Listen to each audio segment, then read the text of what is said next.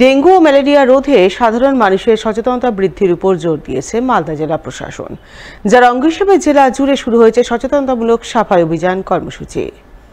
মঙ্গলবার এমনই কর্মসূচি পালনের ছবি নজরে এলো পুরাতন মালদার শাহপুর সেতুমোড় এলাকায়।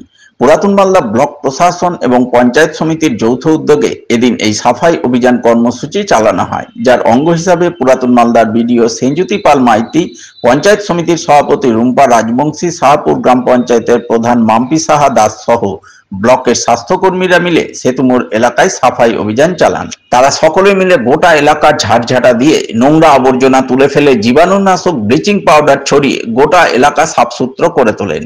সেই সঙ্গে তারা এলাকার সাধারণ মানুষজনকে জল জমা করা থেকে বিরত থাকা, যত্রতত্র নোংরা আবর্জনা না ফেলা ইত্যাদি নানান বিষয়ে সচেতন ও সতর্ক করেন।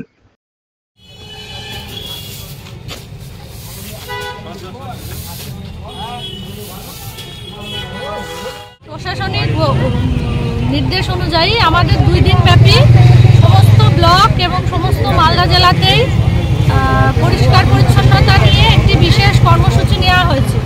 এর প্রধান উদ্দেশ্য হলো জনগণকে সচেতন করা, যাতে তার আশেপাশ পরিচ্ছন্ন রাখা হয়, ডেঙ্গু ম্যালেরিয়া প্রভৃতি রোগ না হয়।